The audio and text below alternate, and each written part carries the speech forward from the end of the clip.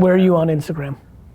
What do you mean by? How's it going? Are you spending? It's going well. It's going well. We have 6,000 followers. How about the ads? The ads we just started. Well, when I started out doing it on my own, and I didn't know anything about creating these ads. So I went 2 channels. I went Google and I went Facebook. And Facebook I did do well, so I decided to stay with Google because it was doing well for me. Because it's intent based. Google's easier because it's intent based. Need a haircut? Boom, me. I pay the toll booth. Facebook and Instagram's hard because it's more brand building, but it's far more lucrative long term because you're brand building, you're not selling.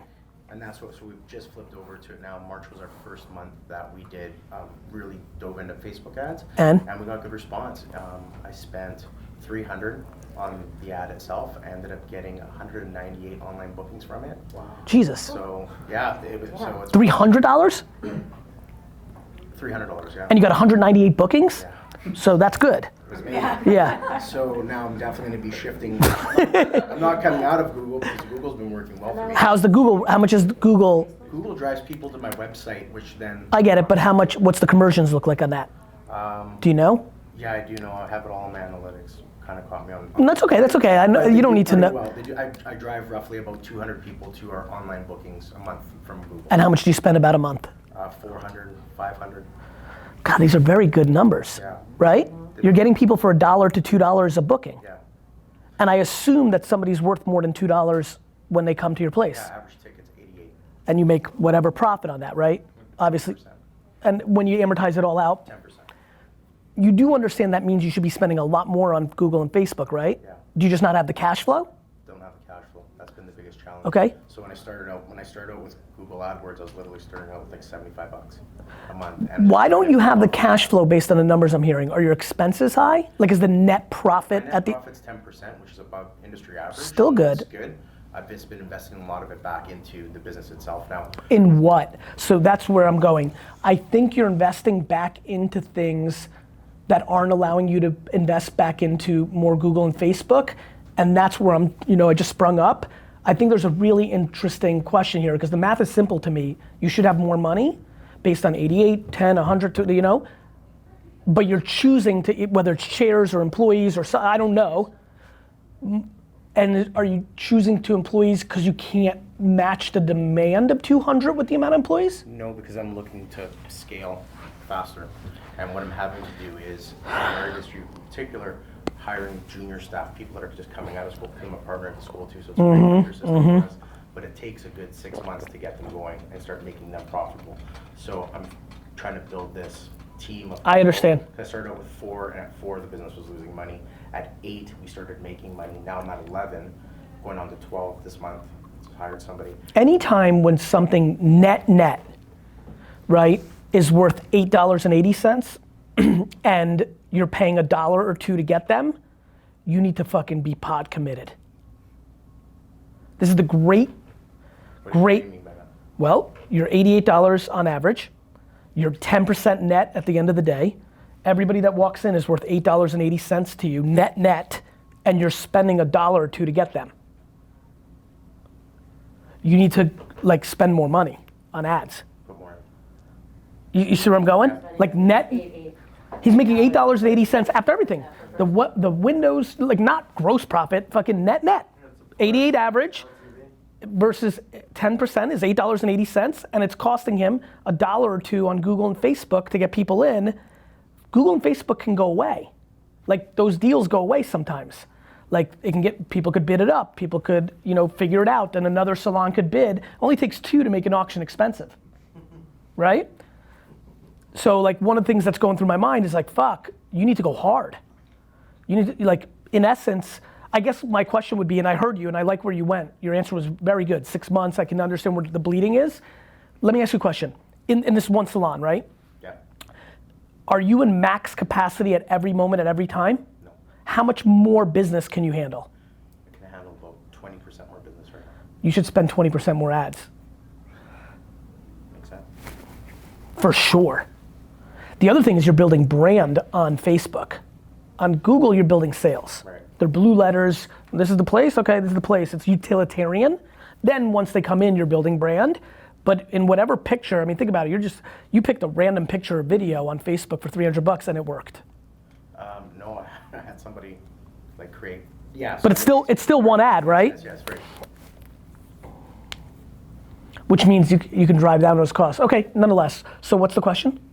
Just, for building my brand now, because we're gonna have a second location that we're opening. For building my brand, the best way about going that is The same thing you're doing now. Yeah. Just stay the course. Stay the course. That was literally the video I posted yesterday on Instagram. People change once they get some level of success. Like, notice my reactions. I'm like, whoa, you gotta spend more. Second location, same. It's very funny how humans work. Like, they find something that works. This is like in health and fitness, this is in business. And for some reason, there's this need to find something else when you've just shown yourself what works. Yeah, it's like, am I missing, there's this insecurity, am I missing something that could be better when something's clearly working? I always think of, I don't know why this is the analogy, I always bring it up. It's like a fruit from a tree. It's like, here's a beautiful fucking huge orange tree in the back of your yard. You're pulling the orange and you're only squeezing like 30% of the juice out. And you're like, this is delicious fucking orange juice. And you're like, should I grow an apple tree? I'm like, no, motherfucker, like squeeze more oranges. Got it. So Gary, I have a kind of a dirt question for you. Good, I like dirt. So if you apply for and you Google the term 3D renderings, which I'm sure you know what they are, we rank 1.2 in the world for that keyword. Wow. Organically, it's a $22 cost per click. We do no paid advertising for the keyword. And there's other ones around it. You just have to spend 20% of your mental and financial on amortizing if Google reframes you. What does that mean? So You're organic, 1.2? Organic 1.2. Yeah, tomorrow Google does an algorithm change. It's called Panda Face. Yep. And you're on the second page and your world sucks. Yeah. I'm the easiest read ever. Like, this is already the same answer, just in a very different scenario. Never, ever be at the mercy of something else. Yeah. It's why I'm the best at my craft. I don't even want to be at the mercy of my own employees. It's why I got my hands in absolutely everything. Mm-hmm. What if they quit? What if they get sick? What if they get bored? What if they win the lottery? That's literally how I think about everything. That's why I'm in everything. Yeah. I don't micromanage, but I'm dangerous enough in everything because I don't want a point of failure. Mm-hmm. Your point of failure is called Google. Yeah. They literally change it, no matter how evergreen and white hat you've been, they just might decide that video content is part of their macro strategy. Competitor has videos and apparently. So what I always think is when you got something working, always have a nest egg of 20% of your money and energy of building up other things that if God forbid your 80 goes to zero, you're on the course of being okay. Yeah, because like we don't really create much around YouTube, so that's something we're about to start doing, putting out a lot of content around. Correct. But it's hard because it's a capacity issue to keep hiring and hiring. Like, Yeah, but the problem is you're not amortizing against your lead gen. Your lead gen is fucking one place. And then word of mouth after you do projects, right? Of course, yeah. But the crazy thing is it's generating us between 30 to 40,000 a week in leads, of which we're converting about 30% of that every week. So, but that capacity for a team of 8 people to then just keep. It's your business? Cash flow. It's my business, yeah. And what's happening with profit and cash flow? And then the real question here is what you need to be taking home. I think the great secret that people keep glossing over is how much I pay myself in my companies. Never enough compared to everybody else I know. I mean, I pay myself the most, which is a good thing. Yeah, but I think that's the question. Yep. Like, how much less can you pay yourself so you can grow much faster when you're converting 30% of something that could go away? Yeah. People don't squeeze hard in their moments and then they regret the rest of their lives. So you think I should just pour as much cash as I can into I can tell you one thing, if we're having a beer in 4 years and Google re-ranks you and none of that's coming anymore, and we talk about how much you paid yourself in 2013, 14, 15, 16, 17, 18, or whenever, you know, how long has the business been around? 7 years. Yeah, so like I'm real curious what you're paying yourself. Under 100. Right, and so the question is, you know, and I don't have any context of like, to me, if you've got a cash flow issue, you start with yourself. After you're done with yourself, and by the way, under 100 is very not crazy, so like. We're very profitable. The problem is we like hiring. It's like, you know, it takes time and capacity to put people around to create a 3D animation. Yeah. Right? So, you know, it's kind of like Pixar-ish. It's like where. My big thing is that when you're growing, you try to mitigate your margin at all costs so that you can take on the growth. Okay. That's the biggest thing I've done at Vayner. Just strip every expense line. Just go through and. You've got a growth moment. Yeah. Brian, you have any questions about partners and capital? Yeah, I mean, that's kind of something that's always been in the back of my head. I mean, I bootstrapped a date out of a row home in 75 square feet to 20. I'd hired my 29th employee. Let me give you a really good piece of advice right away. Knowing this story over and over, don't take venture capital and either get a bank loan, remember those? Yep. Like if you're so confident and you're at 30% capacity, like go borrow some money and pay some interest and grow like crazy, or find a high net worth individual who's interested in she or he is collecting some interest. Yeah. What about a strategic partner? Somebody who really adds a lot to the company. You better be really fucking sure.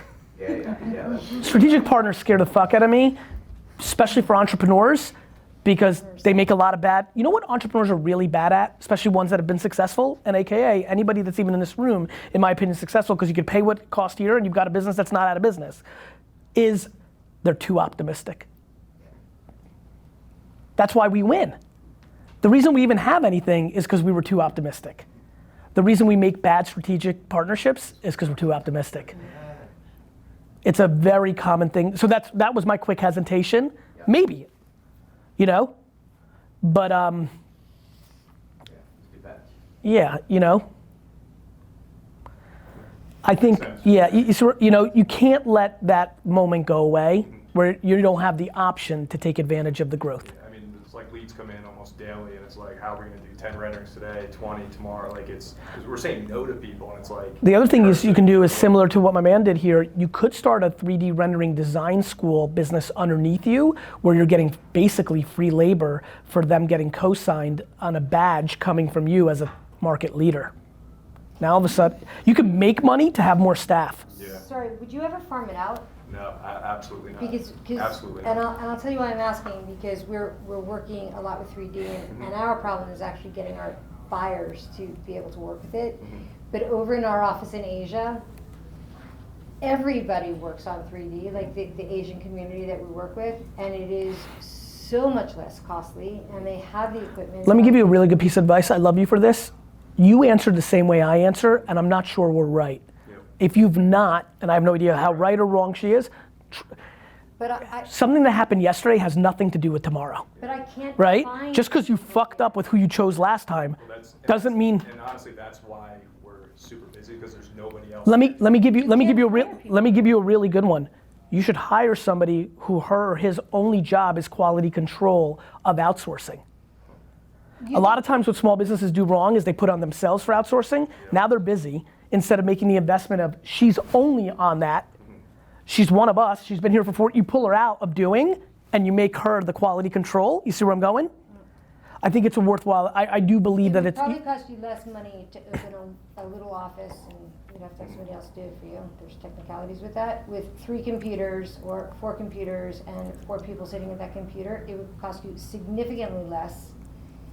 You would now have a 24-hour business because of the time conversion, and you would have a plethora of human. But here's the beauty, right? Here's the beauty that we all have, and this is what's fun, very meta of what's going on here. Everybody can give advice, but then it becomes very personal. Like for example, like maybe you don't want to have, you know, an like that's not maybe not right. You know, here to your point, the key is whether you decide to insource, hire more, make less, outsource. The number one thing is you can't let that much business development go to zero. That's for sure. But you can run it. In other words, I would never just hire. Yeah, but some people are not necessarily good at certain things. Yep. Right? Some people aren't good at a second location. Some people are great at it. Some people are not good at HR. Like, you have to be very self-aware, but you can't let that much go to the table, right? You might as well start a franchising business. Yeah. Like, when you have that much, you see where I'm going? That's where you have to challenge yourself. Make $30,000 a year and fucking move out of, like, sell your home. Like, you can't let that happen. Hey man. Thanks for taking the time today. So I prepared questions, but I was hoping to ask one question that you could spend your whole time answering on, because like, I don't know about everyone else, but I'm here for your insight. So you can ask me any contextual questions to clarify, but if you wouldn't mind going as detailed as you're willing to go to talk about VaynerMedia, so not Vaynerchuk, but VaynerMedia's BD process, what you guys are doing that you think is successful? We don't do anything. This is gonna be devastating, because I know you pretty well, so I was like, oh, I'm gonna fucking drill this. The fact that you asked that question blows my face off. We do nothing. I build personal brand top of funnel. It leads to a lot of lead gen. Yeah. We dismantle our actual work. People leave companies all the time and then bring us in. We trade on nothing else. Got it. We do nothing else. So can we talk about that then? Yeah. Okay, so, you know, Pepsi comes to you guys, L'Oreal comes to you guys. You're in, right? Because you have a tight intro into them. They ask you guys, or Miracle Whip's probably my best example for you guys. 6 straight years we're down. We're desperate. You can do anything. I get a phone call. Like, I'll give you every detail. Yeah. I'm driving to an off-site A&A advertising, council that I'm on at the World Trade Center. I get a weird call. I don't answer numbers that I don't know. It calls 3 times. I'm like, like intuitively, I'm like, feels like, doesn't feel like a fan got my number, fourth time it calls, I pick up. Gary, it's Matt from Kraft. Met you with Gallery Media Group, Pure Wow, like 9 months ago. My CMO heard you say something on a podcast at minute 4:19 the other day and wants to know if you want to do this Miracle Whip thing. We don't want to pay you. We want to give you the upside of the growth, which I never do. That's like a bullshit deal. Right. But I did it because I intuitively thought it was going to work, and it did. Yeah. That's what happened in that example. Okay. The part that I'm super interested in. Go ahead. Go. Yeah, I'm into it. Awesome. Your team puts together the strategy. Are you in that meeting? No. Okay. Now. Here's why. Okay. Because 9 years ago I was. Right. Okay. The reason I care about culture and continuity is if I lose people, then I lose the IP. Yeah. I put time into Nick really can speak, Gary. That's why he's valuable to me, right? Mm-hmm. Like when you lose that, so now we're at so much scale that even 9 key people can leave and we're gonna be okay. And then when there's something like the volume model, my big thesis, I'll then really educate the entire system again. Yeah. So, it's interesting. I'm in a lot of the new business pitch meeting, and what I'll really do in the pitch meeting is actually set the strategy. Yeah. And if I have smart people around me that can pick up through osmosis, I win, and when I don't, I lose. Got it. Okay, and then how frequently, something I'm going through now is sort of figuring out my management style. I know there's lots. How many people do you have? We have, what I'm referring to is our portfolio companies. I started investing in companies, and I got if you add it all together, it's about 400 people, but really 6 CEOs. That's right. Right? That's right. So. They're not asking you to operate. Right, no. You have 6 people. Yeah. And of those 6 people, you probably don't own 49% of any of those companies, or do you? What do you mean? As an investor, you probably own very small percentages. Yeah, I'm not a majority in any minority. In fact, we have no business being a perfect example. We put $100,000 into the cybersecurity platform. They raised $20 million. We got 100,000 chunk. We were invited because I have a relationship.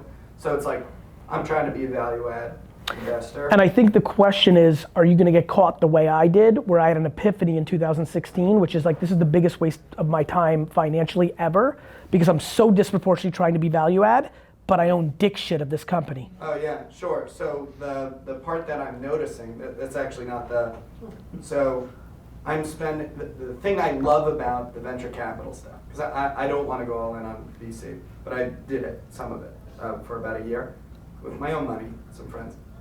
I love that when they ask for my time, we'll sit down, we'll talk for an hour, and then they'll go spend 30 days straight crushing it on that 1 hour. They can totally execute. You're talking about, we set the strategy in that meeting, and then I got people who can take care of it.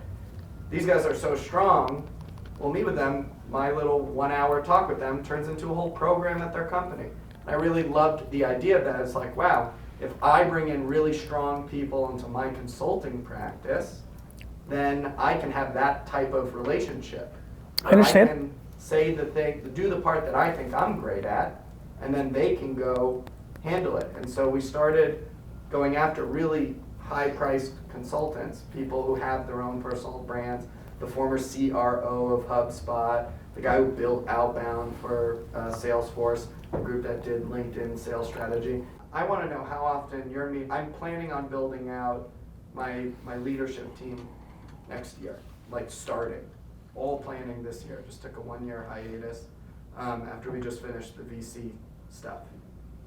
How often do you meet with your direct reports? Who are your direct reports? You've got a little bit of a different thing. Yeah. My employees tend not to have as much leverage as your partners in this strategy firm. Oh, interesting. Right? Yeah, yeah. My employees are not the former CRO of this and right? Yeah, yeah. So you're gonna have a very different game. If I, what basically you have to do for people with those kind of titles is they have to basically decide that they're happier and make more money and don't have to deal with the pressure of lead gen with you versus without you. Yeah. What ends up happening is your success over time then becomes your vulnerability because their brands and process and the things they pick up along the way will become more of their leverage, not yours. Well, they're all full-time doing other stuff. That's sort of for that exact reason. He runs a VC firm with 9 figures under management. He just will give me his time if I bill for it, if I pay him for it. And that's sort of what we're doing. So he's not an employee. I understand. Dependent on me, but we're just trying to build a stable of strategists. The people who become employees are the project managers. The strategists are your leverage. They're Yeah. what you're selling. What you need to do is reverse engineer all of them, and you need to meet with them a lot because you're gonna need to know what they care about. Yeah. No, it makes sense. Right? Yeah. There is no right answer to that, right? Like when you have strategists that you're selling, she may love the fact that she's learning something new because you're bringing her into rooms that are different. Right. She might be plotting her leaving that company and she wants to figure out if this is a new revenue stream. Right. He might just like you and just thinks it's funny and may want to trick it and reverse it and have you work for him. Like, who the hell knows? Right. What your job is to do is similar to what I try to do with my employees, which is like, yo, I don't care what you want, just let me know what it is so that I have the ability to potentially reverse engineer it instead of living in a cocoon and having my head in the sand and just hoping. Like, some of my employees want more money, some want bigger titles, some want work-life balance. And oh, by the way, it changes and ebbs and flows. Yeah, but tactically, you have a COO, chief. I don't. At VaynerMedia. Mm-mm. The guy, the spiritual gangster guy, isn't he CCO? Creative officer, not operating officer. Okay, but he's got that C-suite title. Yeah, I have C-suite, but I don't have, but we're talking about operations. And we don't have I'm doing CEO and COO. Okay, so, and that guy is now president of Sasha. Correct. Okay. Because I was so much the COO, I was like, fucking James needs to do something. Like, he himself was like, fuck, man. And I was like, fuck, I'm only micromanaging operations. Let me make, now it's like where it's a triple home run, right? Right. Like, he feels better, I feel better. We have a new company, it's fucking really working. Super capable too. It was one thing if he was a schlemiel, the fact that he could actually do it. So like, it was a definite thing like last year that I worked on. I'm like, fuck, this isn't working. Like, I'm being stupid here. I'm a COO, I've always been. Uh-huh, got it. All right, cool, thanks, man. You got it. Awesome. So I guess the issue that I have, I don't know if I'm forming it as a question, but our growth in our company has definitely slowed over the last few years. Okay. We've tried a number of things. So radio, Google, website, SEO, in the last 18 months, a ton of Facebook. We're just starting to do LinkedIn and some other things, but we still haven't really found anything that, I really don't even know what's wrong, honestly, but I know we're into it for like $1 million, and we're struggling. What was working before? So, when we were small and growing larger, we some networking events and things like that. Like, And remind me, I apologize. so it's me and another partner. Yep. We started this company. A lot of our original customers Yep. were like people that we already knew. Yep. Kind of from our social circles. Yep. And what's the business it's a do again? like IT consulting services. And Okay, so you need IT consulting services and like, are you reselling somebody's software? Some of it, so Microsoft and Beam and things like that. Yep. Like there's less people using Microsoft these days. Yeah, makes right? sense. Like that's a Yeah, that's a big the cloud and whether it's Yep. Oracle or Salesforce or We're whatever it trying to is. shift over to that too. I mean, that's the big one, you know that, right? Yeah. Like one of the biggest reasons small IT shops have struggled, if they are struggling, is they didn't move fast enough to Salesforce or other alternatives and were locked into being a reseller of Oracle or Microsoft, became one-dimensional, they understood it. You know what always happens, brother? People become B2B instead of B2C. It works for you because you understand it, your margin's good, you're a Microsoft power seller, you're in a Salesforce power seller, you're a HubSpot, like whatever the fuck it is, but the market was moving and you didn't want it to move because this is why I'm telling you, don't worry, it's fine. This is why, don't worry, we're fine. We don't keep it very serious around here. This is why I keep yelling at like, by the way, one day I'm gonna be making videos making fun of Facebook and LinkedIn and Instagram. Like, I will only be consumer centric. Because if you're not for the consumer that you're trying to sell to, you're finished. So before we even worry about advertising, it's like if there's friction, if your product isn't right, you're already vulnerable. And I'm very hot on this in the IT reselling. Like in your business, I know it well because I've keynoted all these fucking things. And like, so I know all the reselling thing. Like, this is why you can never become one-dimensional to SAP and fucking Oracle and I hate that shit. No matter how much they fucking make you a gold star member and a fucking fly you out and fucking you get to shake the hand of Bill McDermott, fuck that. Right? Exactly, yeah, I know. Yeah, I mean, every day I fight not starting a SaaS business because I can build like $1 trillion business. Nobody can do that better than me. I really believe that. I'm like, every SMB in the world, everybody wants to pay me $5,000 a month and come to our big conference in Vegas and take a fucking I could, for $60,000 a year, I could take a selfie with every SMB in the world and have way better revenue value than a service provider. That shit's worth 8 times fucking, not 0.3. Like, so I know the world. And I think that it starts there. Before we talk about how you're gonna get them into the feed, look, how you're gonna get them in the feed, I believe is the model, which is content for small businesses in your general area. You should start a show called Never Hire Us, and you should talk about all the dumb shit that small businesses and mid-sized businesses do when they hire IT people for something that was just literally a hard reset of their fucking computer. Is that the opposite of what you're saying, how don't bring direct value of what it is that you're doing? Like, No, it's actually the same advice, which is don't do stuff that's in your interest, do stuff in their interest.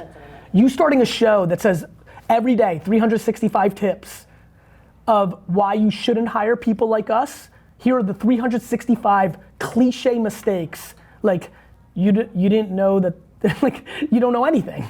Like, you don't know that Google can white label your email. Like, all the dumbest shit that you know, like, in your most secret stomach, are like, I cannot believe the lack of education of the end, right? Yeah. There was nothing better than starting your business in 1999. Nobody knew anything. I paid $15,000 for a website that I now know took the guy a minute.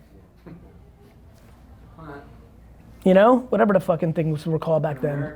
Dreamweaver or whatever, right? Yeah. Now I'm educated. He made pretend it took a month. I was like, ooh, he's working hard. Great site. Like 5 years later when I started learning shit, I'm like, motherfucker, Alex, you know? So we do have a pretty wide variance of services. Yes, Makes sense. We are more Microsoft specific, but we have a wide variance of services that we do, and we sell these on a local basis. We want to take that nationally, and we want to do it online. And one of the problems we've been having is how do we simplify it, what it is that we do, make people understand what we do in a matter of seconds, and then make it profitable online. Yeah, I mean, I think the question is how do you service it when you go national? Sure. I'm asking. Are you going to hire people? Are you going to go franchise? You're going to have people in the market? You're going to travel? Services that are able to be delivered online. So backup and disaster recovery is an example. Yep. Another one is a CMS style Yep. app. Where are you guys located again? Milwaukee. Milwaukee, right. How much free consultation, how much have you done of the following? Like, one thing I would love for you to do is make a video straight to camera, show your real company, talk about how you've been, run it in a 100-mile radius on Facebook and LinkedIn and say, look, honest as fuck, like, I'm thinking about the next chapter of my business. How long have you been doing it? 15 years. Dude, I'm giving you something, you want to talk about tactical? I'm going to tell you exactly what you should do.